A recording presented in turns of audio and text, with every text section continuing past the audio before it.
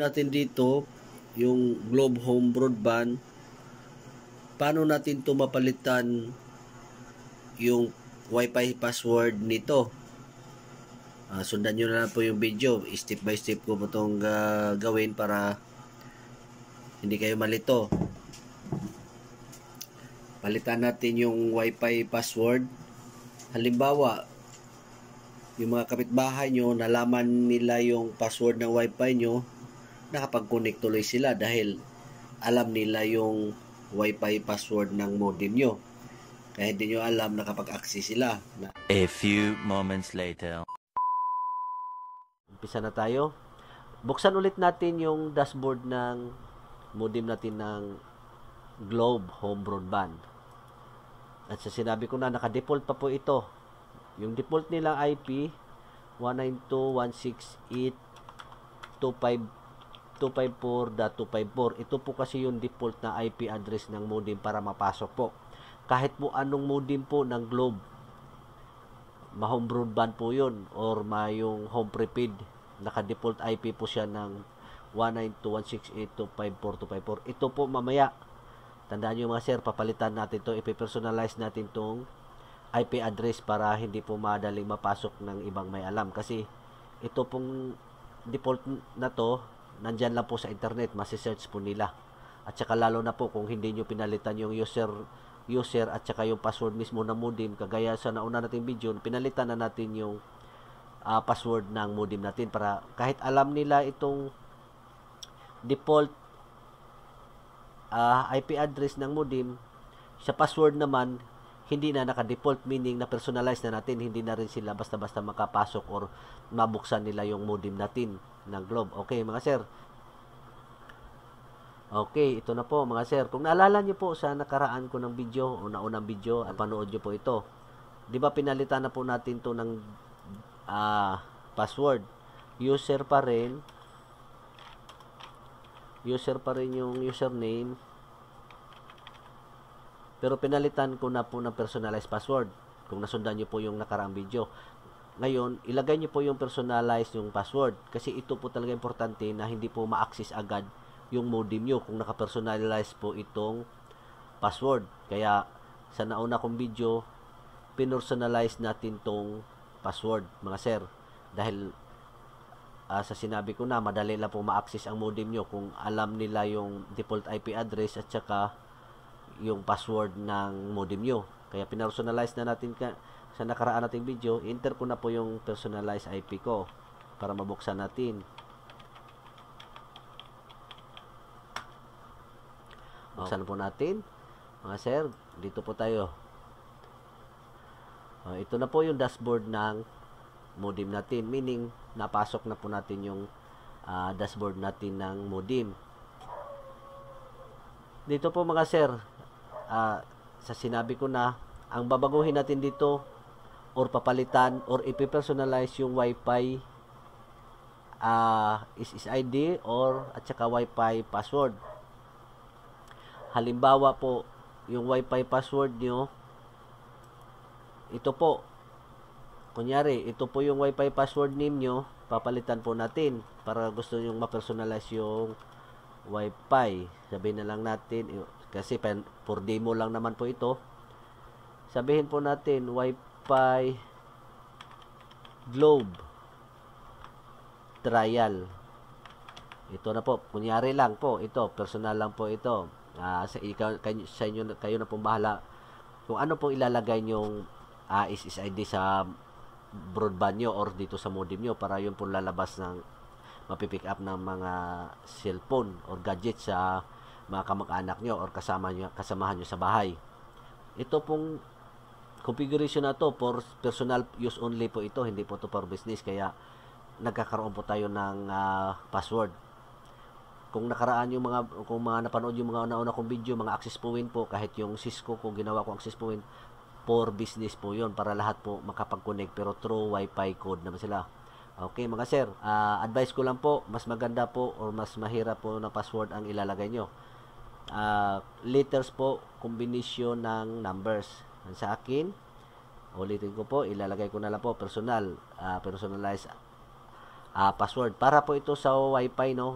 Ulitin ko po mga sir, para po ito sa Wi-Fi password niyo. Hindi po ito sa modem. Yung unang kanaraang video, password po yun ng modem. Ito po yung para sa Wi-Fi password nyo. Kasi kunyari, kayo lang pong gagamit sa modem na to. Kayo lang pong mga kamag-anak o sa loob ng bahay kung mga kasamahan nyo po maka-access nito. Enter nyo po. Medyo combination po ng letter at saka number para medyo mahirap po. Sa akin, ipipersonalize ko rin po. Ayan po mga sir. Pwede nyo pong strength, naka-high po yung strength ng password natin. Okay. Okay. Ulitin ko mga sir, no? Ang ginagawa natin ngayon, pinalitan natin yung SSID ng personalized SSID natin. Bahala na po kayo kung anong pangalan nyo ilalagay nyo sa, at saka personalized password. Okay, mga sir, sana nasundan nyo yung po itong video natin. Ngayon, apply po natin. Click po apply. Ngayon, successful. Okay, mga sir, mayroon na po tayong personalized Wi-Fi SSID at saka yung WPA pre-shared key or yung tinatawag na password. Dito tayo sa advance. Ito na po yon. Sa WLAN basic settings, makikita na po natin dito. Sa wireless LAN, ito na po yung SSID na kinonfigure natin. Example lang po ito mga sir. Wi-Fi Globe Trial. WPA, WPA2, PS key on. Then, WLAN module enable po para makikita po sa mga cellphone. Dito po siya. Ito po yung ginawa natin mga sir. Ngayon, dapat po ito naka-enable para makita po sa mga cellphone. Apply. Actual po ipapakita natin sa cellphone kung talagang successful po yung configuration natin. Actual po. Kung tandaan nyo po, ito po yung SSID, ito po yung lalabas mamaya sa mobile po natin na iti-test talaga natin kung talagang successful po yung configuration natin. Tapos yung password na ginawa natin, kung maka-access ba tayo ng internet connection. Okay. Nakapag-apply na po tayo. Okay mga sir. Wala na po tayong babaguhin dito sa ibang settings. Channel natin 1. Tapos at the same time yung Wi-Fi bandwidth natin kailangan talaga mga sir 20 MHz.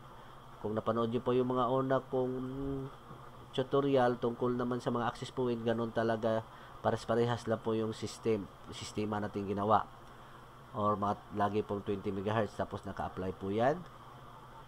Tapos hindi naman tayo naglalagay po ng MAC address filter or yung may pipigilan tayo na hindi pwede makapag-access sa atin. Wala po tayong gagalawin. Lahat po pwede nating maka-access sa mga kamag-anak lang po natin kung gusto nating ibigay po yung mga password. Ito po yung papalitan natin tong sinabi ko na yung default IP address po para makapasok tayo sa modem. Ito po yung DHCP address. IP address. Ngayon, papalitan po natin to mga sir dahil nga naka-default ito, madali pong makita doon sa internet. I-search lang po nila default IP address ng Globe modem, lalabas po ito. Ito mga sir. Dito sa DHCP nakalagay IP address. Ito po yung 192.168.254.254. Ito po yung nandito in-enter po natin kanina sa GUI or sa tinatawag na sa browser or sa Google Chrome natin nilagin.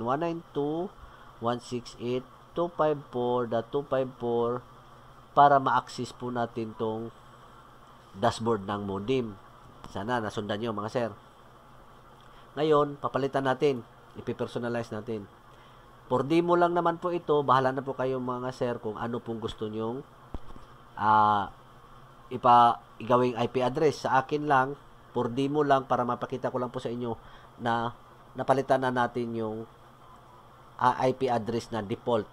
Ito po yung default IP address, ipipersonalize po natin. At sa akin lang po mga sir, para madali lang, for demo lang naman po, ito. Igawin ko lang po itong 10. 192.168.10.254. Kayo na po bahala mga sir, kahit saan po papalitan nyo, pwede po yun. Para mapadali tayo, ito lang muna ang ginawa ko para mapadali yung tutorial natin. Then apply.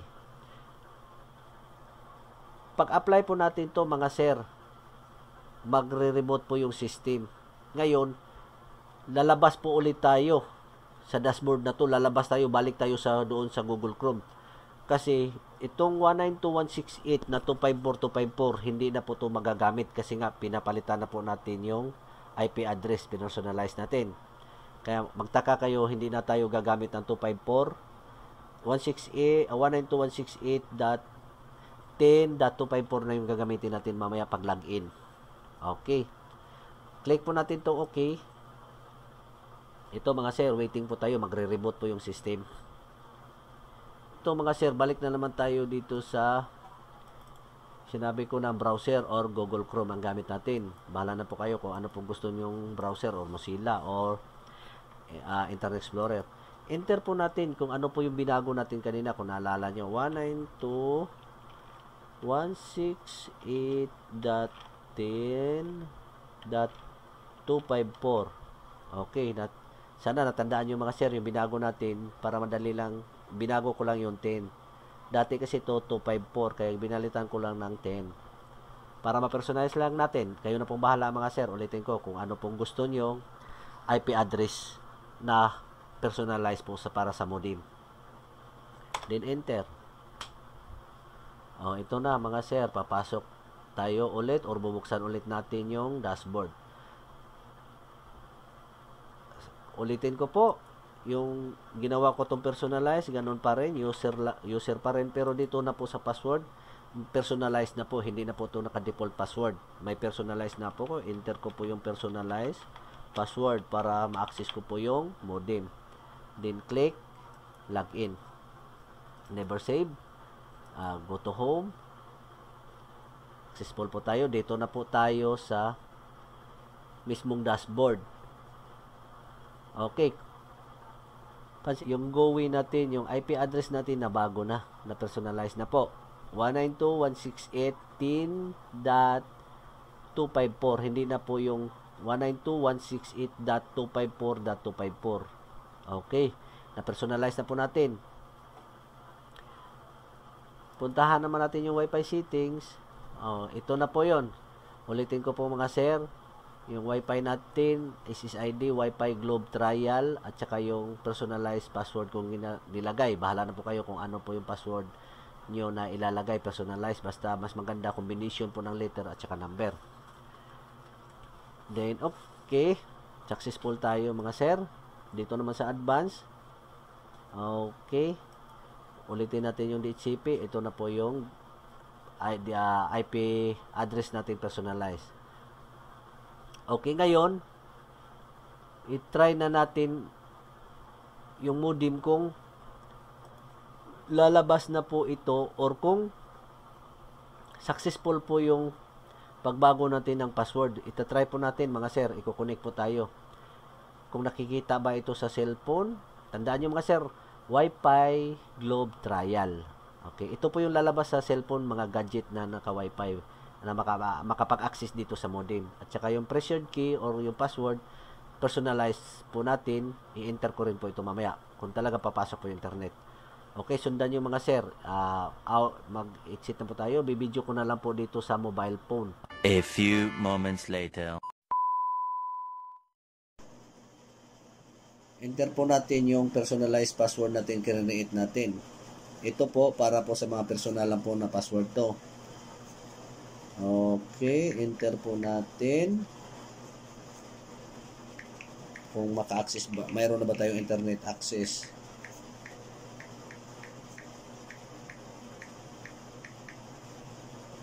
then connect.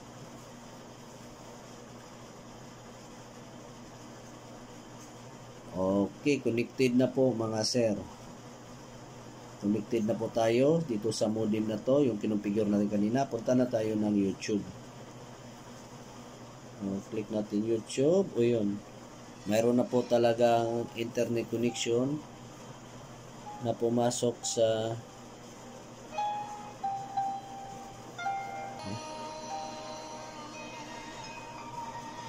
ito po, nakakonect na po tayo ng YouTube. Tapos yung wifi natin kung saan nakakonect, ulitin ko po, dito po tayo nakakonected sa Wi-Fi Globe Trial. Ito po yon, yung kinonfigure natin. Kung nasundan nyo po yung video natin mga sir. Ito po, inaktual ko lang po pinakita sa inyo. Aktual po ito para mapakita ko sa inyo na successful po yung configuration natin. Paano natin mapalitan yung SSID at saka paano natin pinalitan yung password na personalized password po ng wifi natin kaysa naka-default po. Kaysa naka-default, malaki pong tsansa na mahahack po yung modem natin or wifi natin ng naka-broadcast po sa modem na to. Sana nasundan nyo at sana may natutunan naman kayo sa tutorial na to. Ang susunod natin gagawin mga sir, papakita ko rin ulit sa inyo paano i-hide yung SSID naman. Walang lalabas po na SSID or pangalan ng wifi nyo. See you on my next video and God bless.